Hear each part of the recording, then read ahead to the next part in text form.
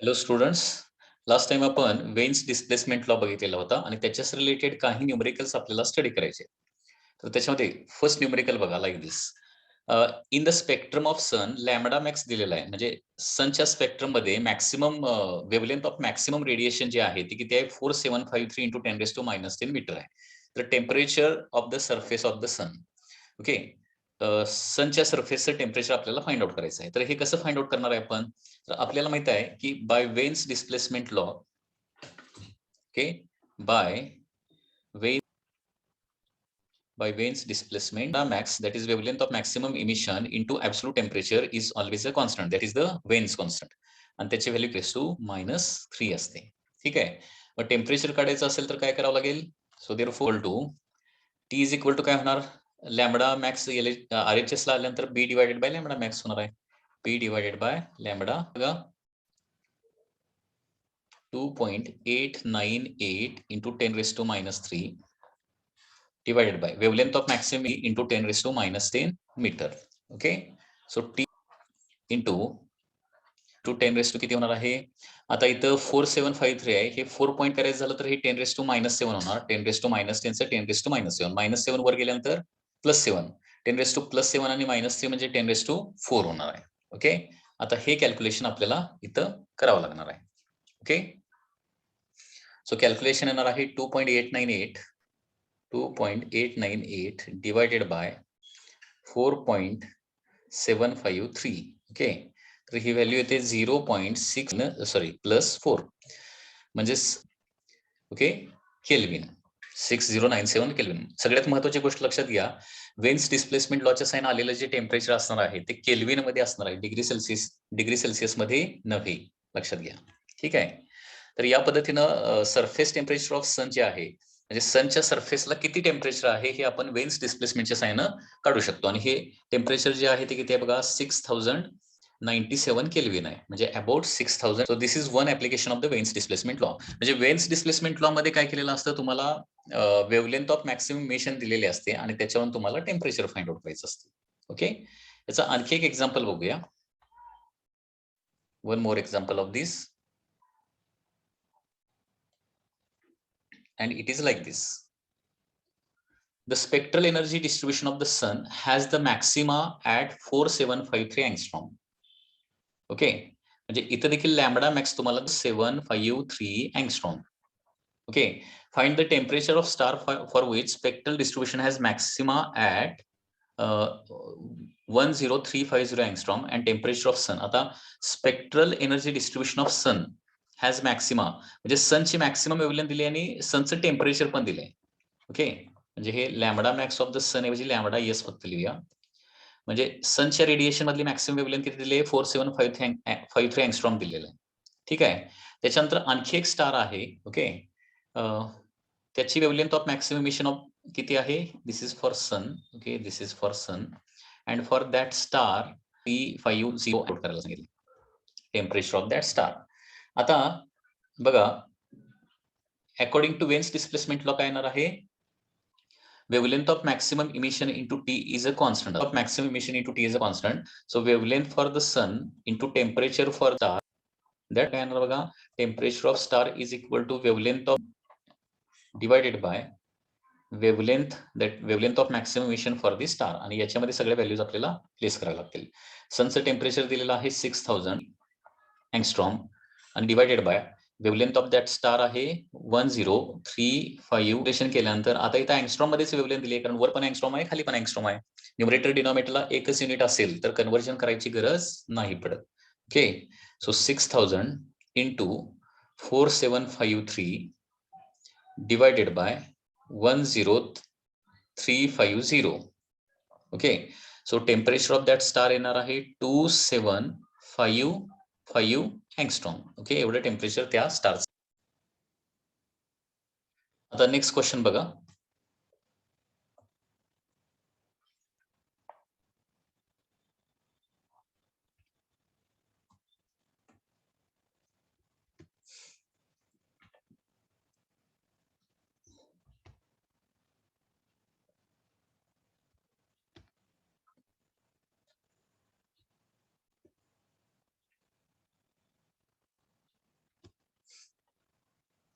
Okay, so this is the next question.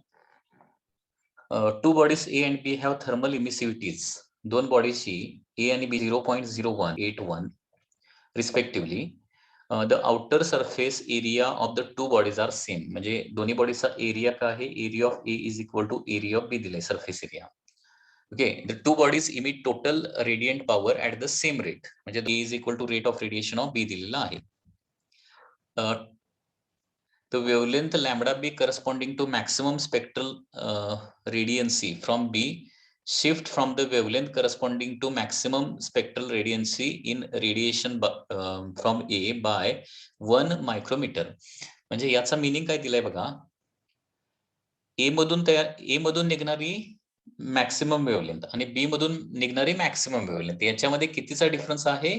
1 मायक्रोमीटरचा difference आहे असं म्हटलंय. ठीक आहे, म्हणजे हे लॅम्बडा मीटर म्हणजे दोघांच्या मधला डिफरन्स दिलाय, दोघांच्या मॅक्सिमम वेव्हलेंथ मधला डिफरन्स. आणि इथं काय म्हटलंय बघा, wavelength lambda B corresponding to maximum spectral radiancy from B shift from wavelength corresponding to maximum spectral radiancy in radiation from A by 1 micrometre. म्हणजे हे असं कॉम्प्लेक्स स्टेटमेंट दिलेलं आहे. याचा मीनिंग फक्त एवढाच निघतो की ए मधली मॅक्सिमम वेव्हलेंथ आणि बी मधली मॅक्सिमम वेव्हलेंथ याच्यामध्ये 1 मायक्रोमीटरचा डिफरन्स आहे असं सांगितलंय. If the temperature of A चं टेम्परेचर पण दिलं kelvin. Okay, then calculate the temperature of B and wavelength of B. म्हणजे टेम्परेचर ऑफ बी हे कॅल्क्युलेट करायचं आपल्याला, कॅल्क्युलेट करायचं आहे. ओके, आता हे कसं कॅल्क्युलेट करता येईल बघा. आता एचं टेम्परेचर दिलंय, बीचं टेम्परेचर जर काढायचं असेल, एचं टेम्परेचर दिलंय आणि बीचं टेम्परेचर जर काढायचं असेल तर कसं काढणार आहे? तर दोघांची रेडिएशन पॉवर जी आहे ती सेम दिली. रेडिएशन पॉवरचा फॉर्म्युला, मग दोघांची रेडिएशन पॉवर काय म्हणलंय? ए ची जेवढी आहे तेवढीच बी ची आहे असं म्हटलंय. So area of A, emissivity of A, sigma हा काय येणार आहे? Area of B, emissivity of B into sigma. कारण रेडिएशन पॉवरचा फॉर्म्युला म्हणजे amount of heat radiated per metre time चा फॉर्म्युला असतो A sigma T raise to 4. आता दोघांचा एरिया सेम दिलाय, सो एरिया कॅन्सल होईल. सिग्मा हा कॉन्स्टंट आहे तो देखील कॅन्सल होईल. इमिसिव्हिटी ऑफ ए दिले 0.01 इंटू टेम्परेचर ऑफ ए दिलेला आहे 5802 emissivity. Okay, into temperature of B आपल्याला फाइंड आउट करायला सांगितलंय. याचं raise to 4 divided by 0.81 is equal to काय येणार आहे? 0.2. याला ब्रॅकेट रेस टू काय करतो? 4 देतो. Bracket raise to 4. ठीक आहे. आता हे 0.01 डिवायडेड बाय 0.81 म्हणजे 1/81 असं लिहू शकतो मी. So this is nothing but 1/81. आणि आता दोन्ही साईडला तर काय होणार आहे? 1चं 4th रूट 1च येणार आहे आणि 81चं 4th रूट म्हणजे काय असणार आहे? 3. कारण 3 रेस टू 4 म्हणजे 81 असतं. Is equal to temperature, so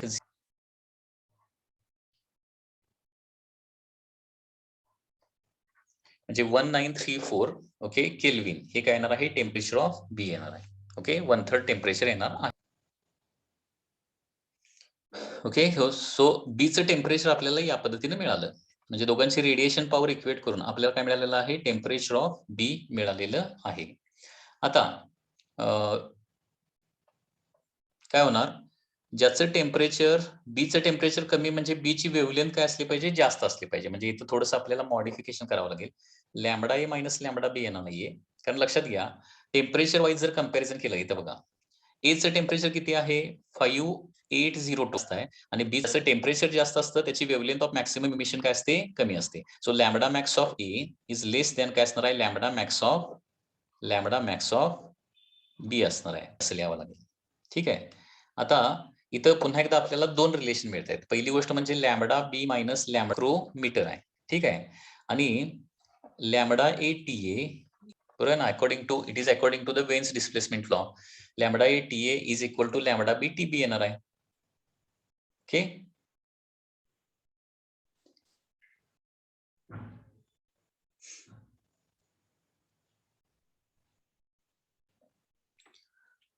मग आता इथं lambda A by lambda B हे रिलेशन देखील काढूया. डिवायडेड बाय टी ए येणार आहे.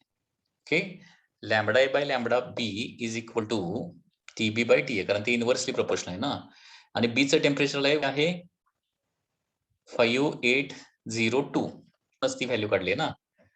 सो आता वेवलेंथ आपल्याला कुठली काढायला सांगितली, वेवलेंथ बी काढायला सांगितले. So therefore lambda A is equal to काय येणार आहे, लॅम्बडा बी डिवायडेड बाय 3 येणार आहे. म्हणजे lambda is equal to lambda B by 3 आणि लॅम्बडा बी मायनस लॅम्बडा 2 असेल तर फ्रॉम 1 and 2 या दोन इक्वेशन वरून काय येणार बघा, फ्रॉम इक्वेशन 1 and 2 याच्यामध्ये lambda B as it is minor आहे 1 मायक्रोमीटर. म्हणजे याचंच कन्व्हर्जन कसं होणार बघा, lambda B minus lambda B by 3 म्हणजे 2 lambda B by 1 micrometre. And therefore lambda B is equal to काय येणार आहे, 3 into 1 that is 3. So wavelength of B येणार आहे 3/2 मायक्रोमीटर, दॅट इज 1.5 मायक्रोमीटर ही वेवलेंथ येणार आहे. Okay, 1.5 micrometre.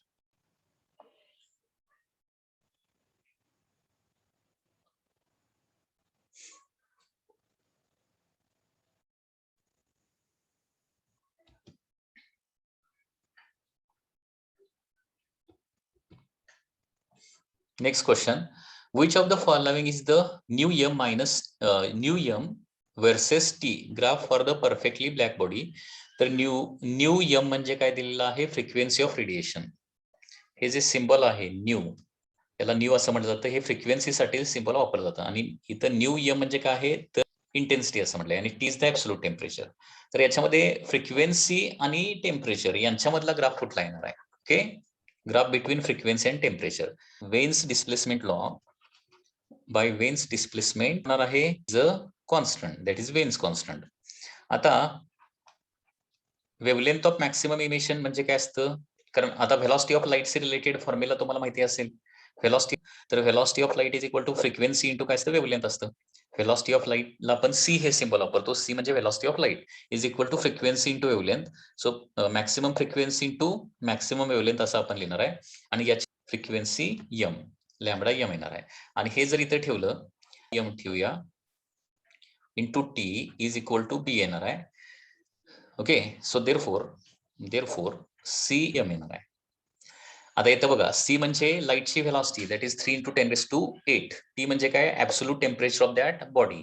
बी म्हणजे वेन्स कॉन्स्टंट. आणि न्यू एम म्हणजे काय, frequency of the maximum radiation. Okay, म्हणजे मॅक्सिमम इंटेन्सिटीचे रेडिएशन जे आहेत त्याची फ्रिक्वेन्सी आहे. आता सी हा कॉन्स्टंट न्यू एम आहे, म्हणजे किंवा nu M is directly proportional to काय येणार आहे, टी येणार आहे.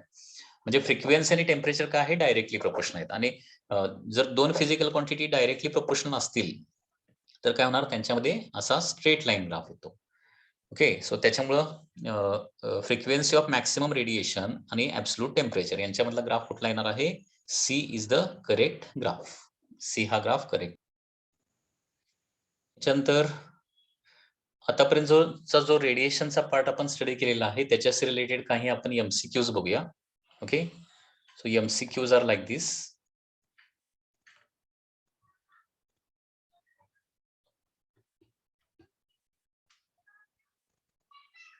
In a room containing air, heat can go from one place to another mainly by, okay, आता एअर मध्ये जो हीट ट्रान्सफर होतोय तो कुठल्या प्रोसेसने होतोय, लक्षात घ्या, due to the convection.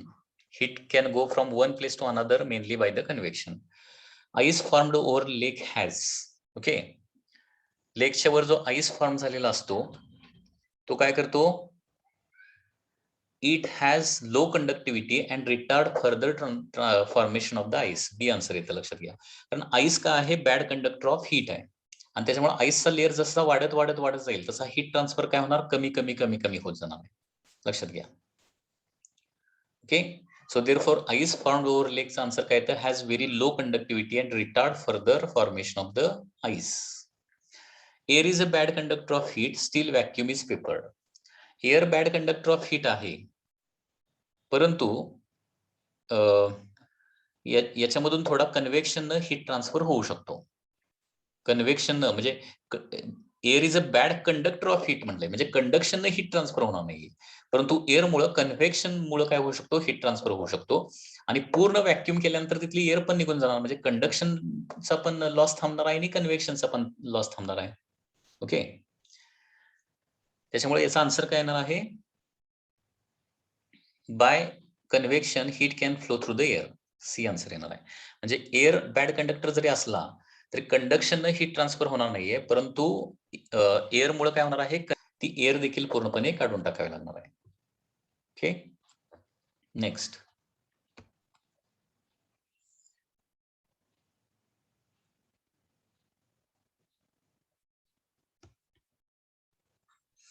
Two thin blankets keep more hotness than one blanket of the thickness equal to these of two. The reason हे ऑलरेडी आपण बघितलंय, कंडक्शन मध्ये पर्टिक्युलरली बघितलंय. एकच ब्लँकेट आपण घेतलं आणि त्याच्याऐवजी तेवढ्याच थिकनेसचे दोन ब्लँकेट घेतले तर त्या दोन ब्लँकेटच्या मध्ये काय होतो, एअरचा लेअर फॉर्म होतो आणि air is a bad conductor of heat आणि त्याच्यामुळे हीट कंडक्ट होत नाही. त्याच्यामुळे आन्सर काय येणार आहे, a layer of air is form between these two blankets which is the bad conductor. सो याचा आन्सर येणार आहे D. Next.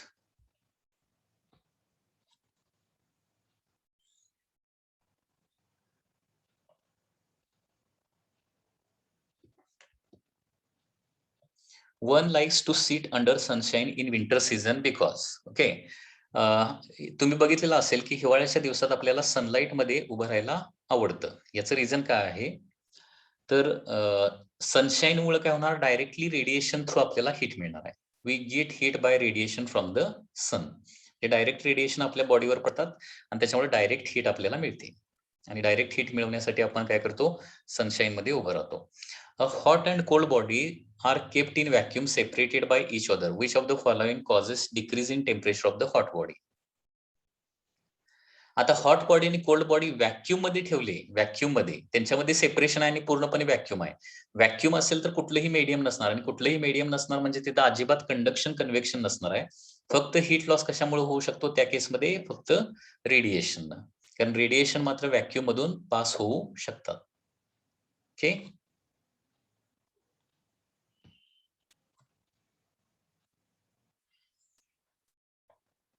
Next questions.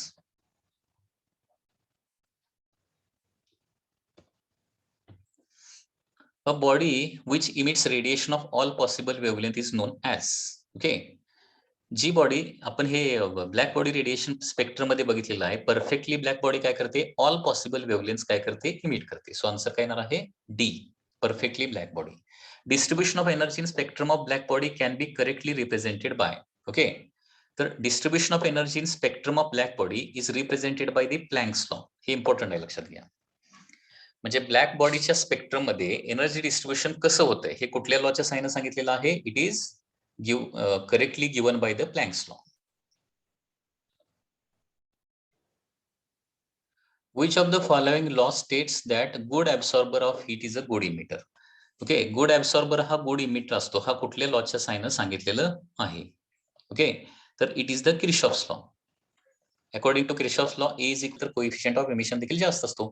That is the good absorber is a good emitter.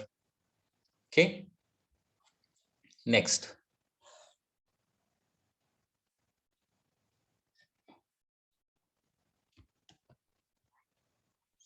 The ratio of emissive power to absorptive power of the substance for a particular wavelength is the same at given temperature. This ratio is known as.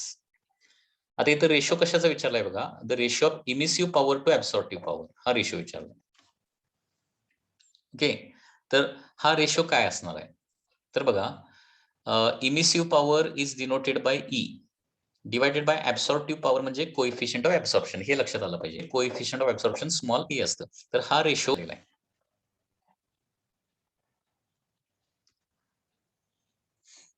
तर लक्षात घ्या, आपल्याला माहित आहे की body to the emissive power of the black body म्हणजे काय असतं, इमिसिव्हिटी असतं, कोएफिशियंट ऑफ इमिशन. आणि by Kirchhoff's law E is equal to A असतं. अँड देअरफॉर आपण असं येणार आहे, ई ऐवजी ए लिहू शकतो. आता हे स्मॉल ए जे आहे ते एलएचएस ला नेतो आणि ईबी जे आहे ते आरएचएस ला नेतो. अँड म्हणजे the ratio of emissive power to absorptive power हा जो रेशिओ येतो तो काय, तो emissive power of the black body, the perfectly black body. So answer काय येणार आहे, ए is the answer. Okay, next.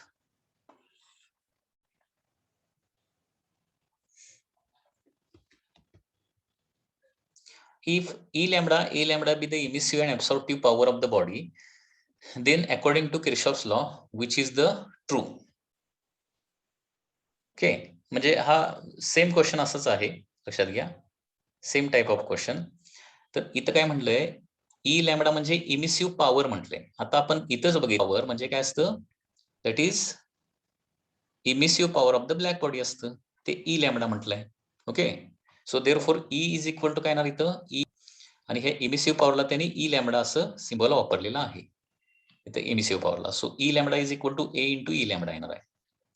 Okay, so E lambda is equal to A lambda into E lambda. So C हे याचं correct answer येणार आहे. लक्षात आलं का बघा, पुन्हा एकदा एक्सप्लेन करतो मी. हे आत्ताच आपण वरच्या क्वेश्चन मध्ये बघितलेलं आहे की emissive power to absorptive emissive power of the black body असतं. ठीक आहे, मग आता या ठिकाणी इमिसिव्ह पॉवर म्हणजे आपण जनरल सिम्बॉल ई वापरतो, त्यांनी पर्पजफुली ई लॅम्बडा दिलेला आहे. तर आपल्याला ईच्या ठिकाणी काय करावं लागेल, ई लॅम्बडा ठेवावा लागणार. ऍब्सॉर्प्टिव्ह इक्वल टू काय येणार आहे, emissive power of black body म्हणजे ई लॅम्बडा म्हटलंय. म्हणजे जे क्वेश्चन मध्ये सिम्बॉल वापरले आहेत ते या फॉर्म्युल्यामध्ये ठेवलेले आहेत. त्याच्यामुळे काय होणार आहे, E lambda. Okay, therefore E lambda. Okay, so answer येणार आहे C is the answer.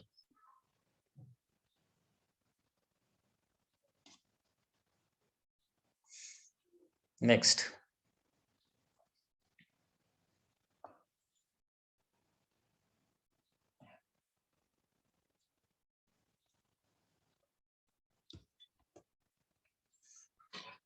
there is a black spot on the body. If the body is heated and carried in a dark room, then it glows more. This is explained on the basis of, okay, this is explained on the basis of Kirchhoff's law. लक्षात घ्या, एक अशा पद्धतीनं का आहे, एक body आहे. Okay, आणि या बॉडीवर का आहे, एक ब्लॅक स्पॉट आहे, ब्लॅक कलरचा, एक्झॅक्टली ब्लॅक कलरचा स्पॉट आहे. एक बॉडीवर एक ब्लॅक कलरचा स्पॉट आहे. आता ही बॉडी हाय टेम्परेचरला काय केली, हीट केली आणि डार्क रूम मध्ये नेली. तर याच्यामधला हा ब्लॅक स्पॉट काय दिसणार आहे तुम्हाला, तर good absorber is a good emitter असतो. म्हणजे हा ब्लॅक स्पॉट हाय टेम्परेचरला, जसं लो टेम्परेचरला हा ब्लॅक स्पॉट चांगल्या प्रकारे ऍब्सॉर्ब काय होणार आहे, हाय टेम्परेचरला हा गरम केल्यानंतर हा ब्लॅक स्पॉट काय करणार आहे, चांगल्या प्रकारे हीट रेडिएशन इमिट पण करणार आहे आणि त्याच्यामुळे हा ब्लॅक स्पॉट काय होतो, ब्राईट दिसतो. So this is according to the Kirchhoff's law, because good absorber is a good emitter. लक्षात येते, त्याच्यामुळे नेहमी लक्षात ठेवा,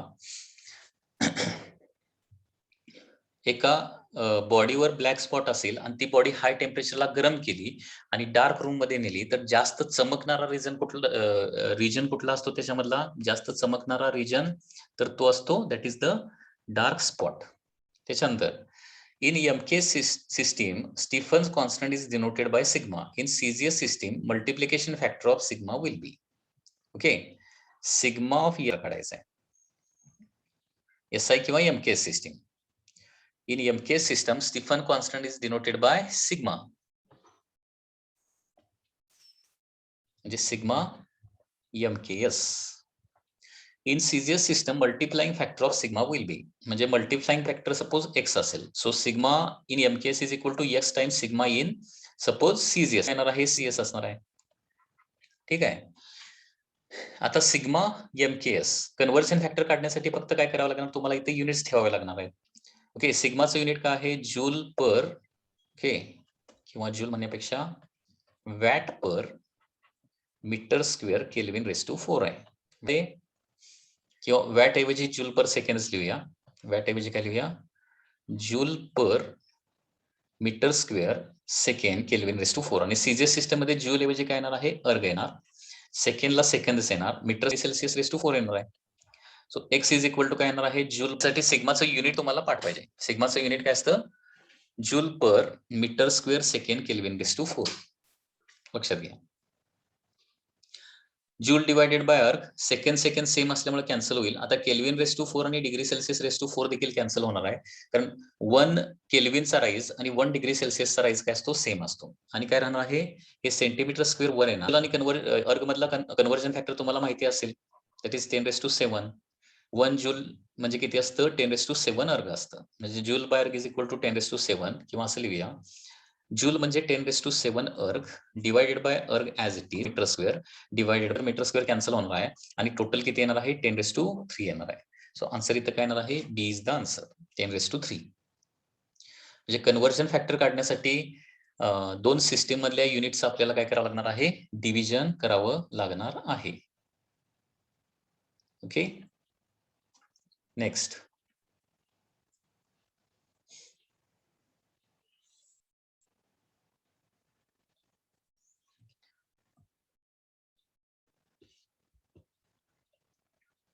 If a black body radiates 10 calorie per second at 227 degree Celsius, it will radiate at 727 degree Celsius.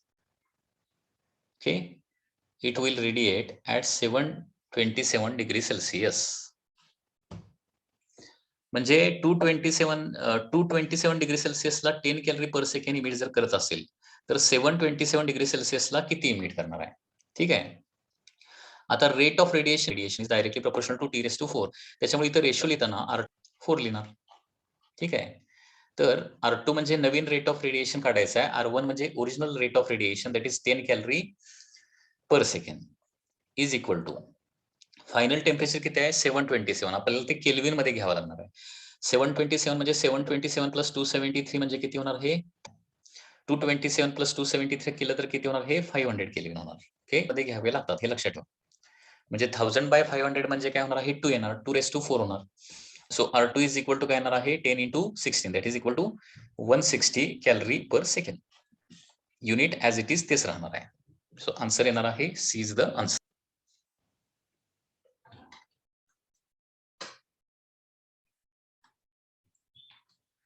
Next is question number 15. Two spherical black bodies of radii R1, R2 with the surface temperature T1, T2 respectively radiate the same power. Then R1/R2 must be equal to. दोघांची radiation power काय दिली आहे? Same दिली आहे. म्हणजे radiation power of 1 is equal to वरचा formula काय असतो? AE1 दोन्ही स्पेरिकल ब्लॅक बॉडीज, दोन्ही ब्लॅक बॉडीज आहेत म्हणजे दोघांची ई ची व्हॅल्यू काय असणार आहे? सेमच असणार आहे. दोन्हीचा सिग्मा काय असणार आहे? सेमच असणार आहे. आता काय होणार आहे? A1 × T1⁴ is equal to A2 × T2⁴ येणार आहे. ठीक आहे. आता A1 म्हणजे काय येणार आहे? Surface area of the first pair. Surface एरियाचा फॉर्म्युला माहिती आहे ना? 4πr1 इज इक्वल टू 4π/4 येणार आहे. ठीक आहे. दोन्ही साईडचं 4π देखील कॅन्सल होईल. ओके, आणि मग काय होणार आहे? R1² आता R1/R2 चा रेशो विचारलाय. सो R1 चा